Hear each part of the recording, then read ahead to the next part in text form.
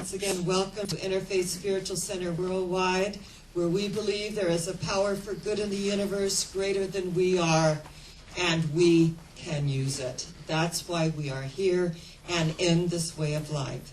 So as we come together this morning, we come together in that spirit of unity and recognizing that we are not here by chance. We are here by divine appointment. And each person that's tuned in at this moment, this is the moment. The point of power is always in the present moment. Transforming our roots and allowing that energy to be so firmly grounded in the truth that nothing and no thing can disturb our peace of mind, is to allow that cosmic energy to go deep, deep within our being, our consciousness, our heart, and our soul. I believe so deeply in this way of life. I know that in the twinkling of an eye, all can be shifted. Blessed are they who have eyes that see, who have ears that hear. In the parable of the sower, it's interesting. The sower, he sows his seeds, and it falls on stony ground, and the birds come by, and they eat up all the seeds. And then the sower sows in the thorns, and the thorns grow, and they choke off all the seeds. And he keeps this up. And finally he throws the seeds on the good ground, and the energy and the soil that takes it up and bears fruit. That in our consciousness, when we are doing our work, that is the ground, that is the good soil. We are doing our work.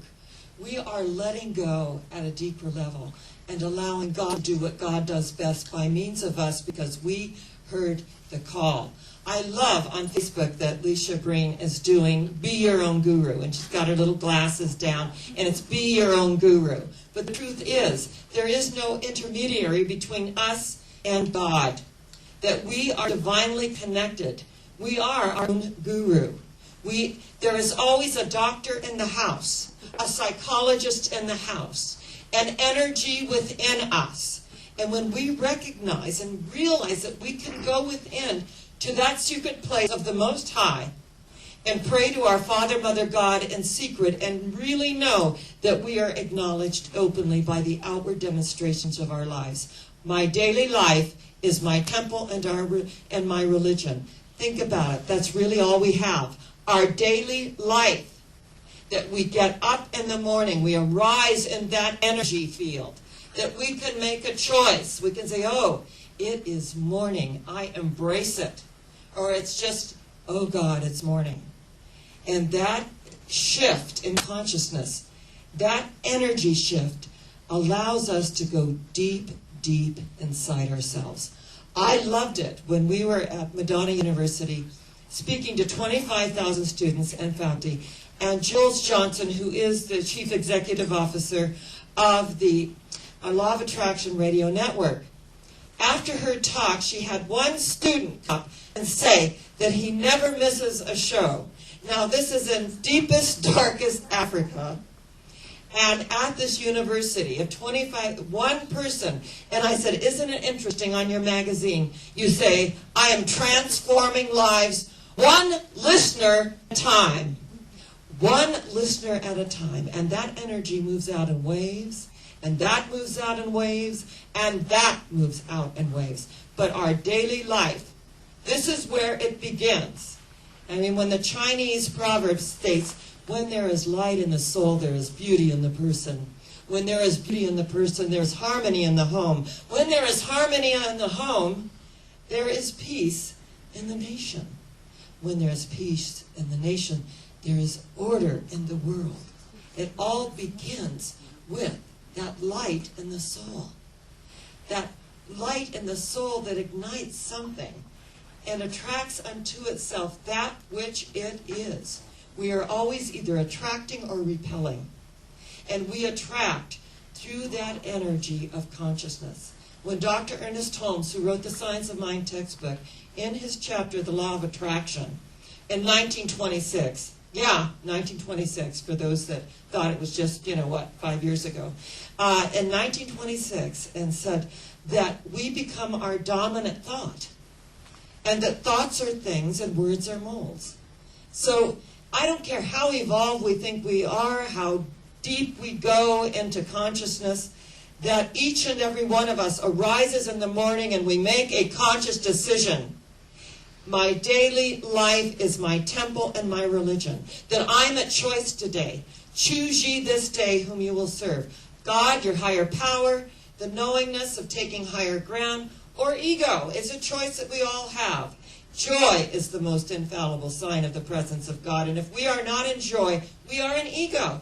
And we can make that shift by creating gratitude within ourselves. And sometimes I want you to know, you got to have a fit.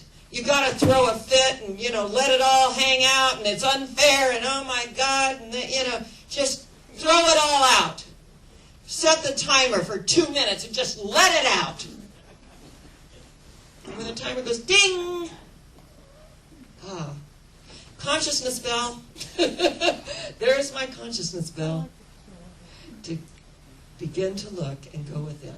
And I'm not talking about this New Age blame we hear about. I'm talking about taking responsibility for our lives. And the twin of responsibility is what? It's freedom. It's freedom. It's not about beating ourselves up because we fell down one more time. It's acknowledging that I got up one more time. I may have a long way to go. And look how far I've come. To acknowledge ourselves. We get, this society of ours, it's really interesting. In all of, are you in the A group? I hear about this, A group, and then there's the B, and I guess Kathy Gifford's in the D group, self-proclaimed. But energetically, we are all created equal in the sight of God. We are all children of God, precious in His sight. It says in the Bible, every single hair is numbered. And for some of us, that's easier than others, right? But yeah, I have a friend that says, I'm not losing hair, I'm gaining face. Okay? Let's just be really clear about this. I'm gaining face. So one of my things is, I think we're all initiated. And that we're initiated into a way of life that we've always known existed.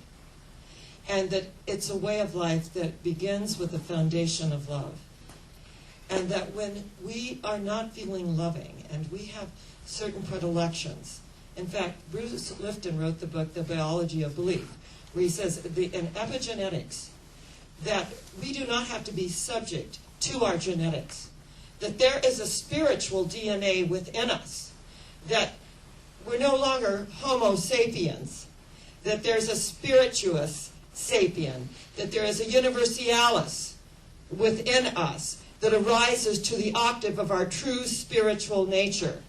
So when we vibrate, and it's really interesting because on our trip, Jules, one of her favorite words is unbelievable. And I said, well, you can really lift that up to the next level, the next vibratory frequency, because when you say to the universe, it's unbelievable, it says, that's right, give it back.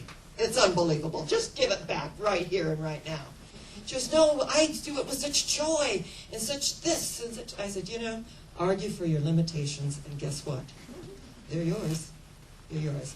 I just want to, within my own consciousness, and I believe in conscious languaging, and it's a thing with me. You ask any of my students. It's a thing with me. And I thought, even in the Science of Mind textbook, Dr. Ernest Holmes said, this isn't the last word, improve on what I've written. And so, I noticed there's a lot of unlimited kind of stuff. And I thought, for me, I'm going to put ever expanding. And when it's ever, our good is ever expanding rather than unlimited, we're ever expanding and growing and unfolding. And this whole root system within us is being transformed because we are the wise sower. S-O-W-E-R. Be not deceived, God is not mocked. As ye sow, so shall ye reap. It's the law of cause and effect. It's not fear-based, it's love-based. That we came in with the original blessing. Think about it. It's not the original sin, it's the original blessing. And Matthew Fox, who was a Catholic priest, got defrocked for writing a book called The Original Blessing.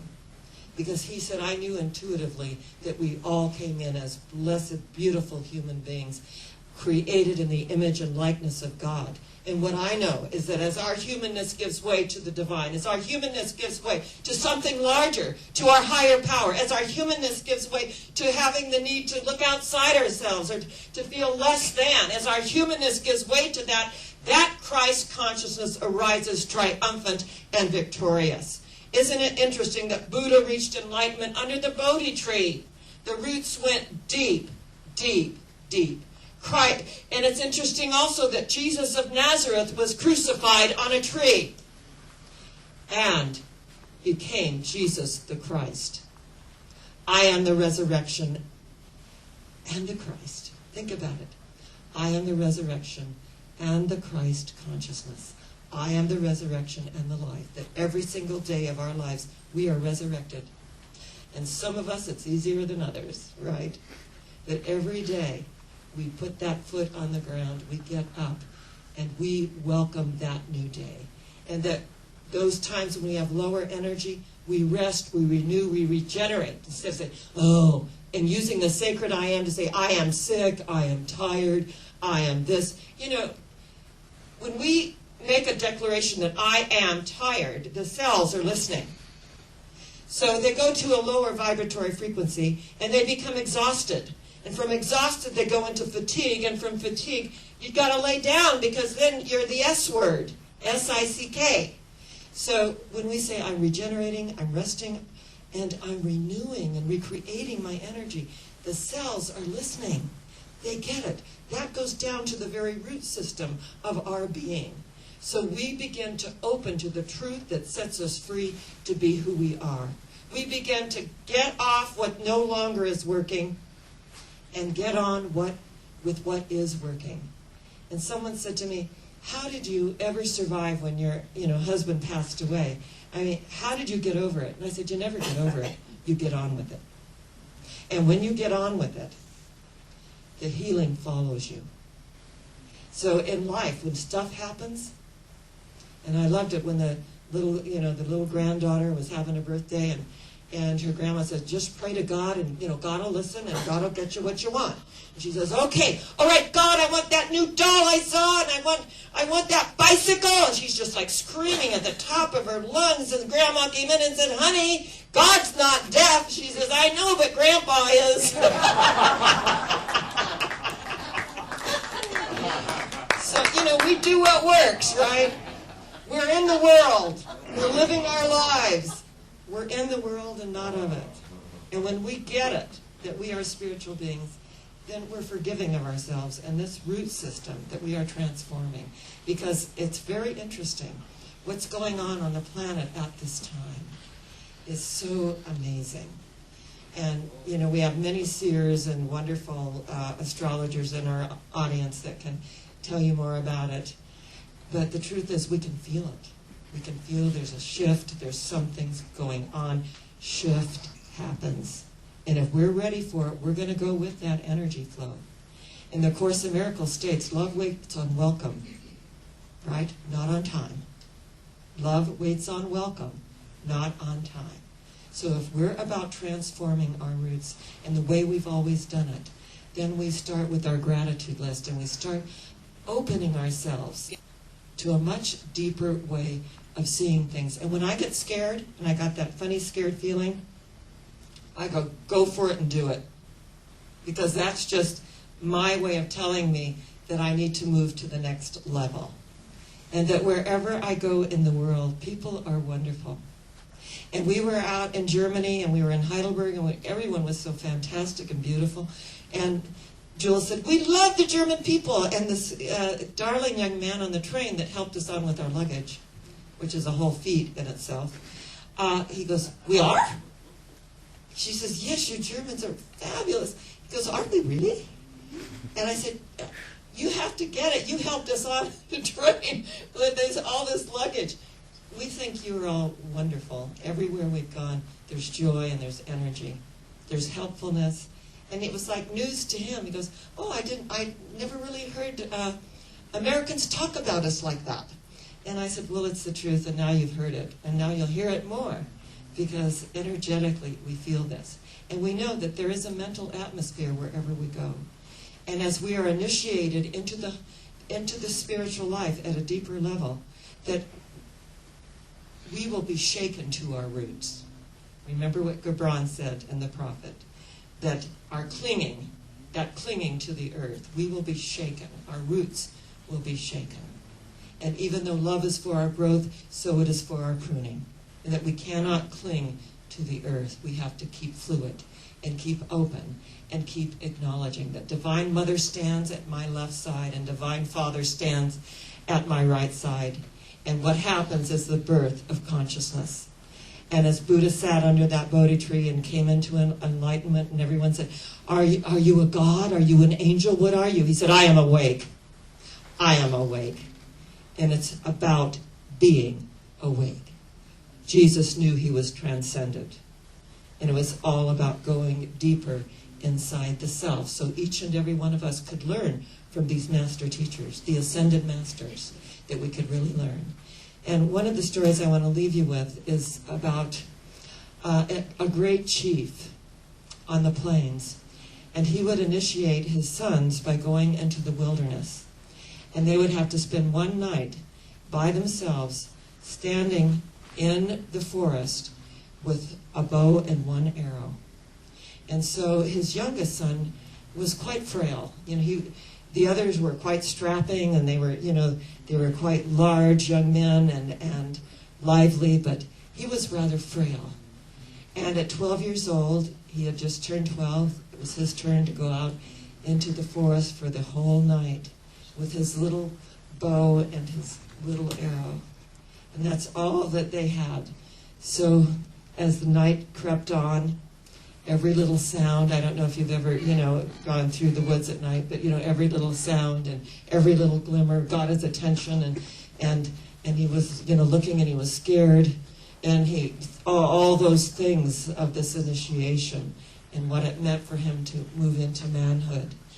And right at the crack of dawn, not light, not dark, that twilight moment, he heard kind of a great cracking. And he turned, and he was ready to release his little arrow.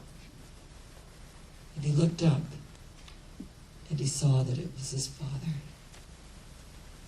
watching him through the night, guarding him through the night, protecting him through the night. And I adore this story because there is a power and a presence that watches over us. The love of God surrounds us. The light of God enfolds us. The power of God protects us. And the presence of God watches over us.